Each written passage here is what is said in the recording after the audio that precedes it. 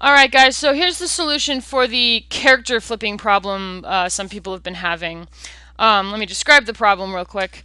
So, I test my movie, I go in, oh he looks great, he moves, he jumps, and then I go to move him in the other direction, and then you get this huge jump in space. What's happening is that the code is telling it to, whenever you change direction, either do the scale for x be 1 or -1. And so it'll just take your image and reverse it. That's what the -1 is, so we don't actually have to do 2 walk cycles. But it flips it along an axis running through this right here. This registration point is the axis it flips along. And it's a problem for this character because this character is not on this registration point. It should be centered. And you can see it up here too in the library, actually, it needs to be centered. Now, we can't move this point. At least not without jumping through more hoops than we have time or skill for. So, there is a way we can move all of our animation. It's a little tricky depending on where your different elements are. You may have to click a little bit differently than I do. But the way I found that works the best is I put my time marker at the end. And there are these tools down here for onion skinning. Now, onion skinning you may have used before. I turn it on. It's the one on the left. And when I click this right here, this selects how much will be onion skinned. And you can see certain other frames are showing up. They're ghosted though. I can't actually touch these. They're just there as a guide marker for me to, know how the animation's going. But then there's this one over here called Edit Multiple Frames.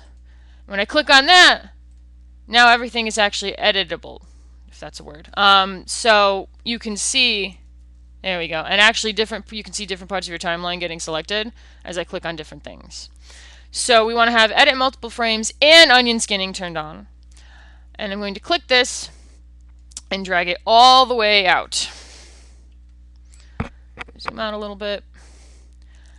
And then I'm going to drag select the whole thing. Theoretically, this will select everything. You may find examples where it doesn't, and I'm going to go over how you can maybe fix that. But you drag select the whole thing. Your whole timeline should be highlighted. And I'm going to click, hold down Shift, and that worked. So it moved everything. It moved every frame of my animation over to the side by the exact same amount. And I'm holding down the Shift as I slide it just so it doesn't move up and down because I don't want it to. And there's 2 different things I'm going to do to test this. First, I'm just going to look through my timeline here. I want to scrub through that, make sure nothing's flipping, no weird little pieces are jumping around. And then I'm also just going to test it. Now you'll see he starts off to the side. I moved him further to the side, so we're going to have to change our code to move him back to where I want him.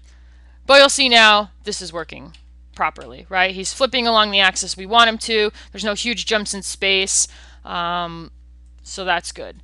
Now, if anyone is working on this and it's not quite selecting everything, there's other ways to select things. So you can try drag selecting through the timeline. Now, this time marker will end up where the last place you select is, so just keep that in mind.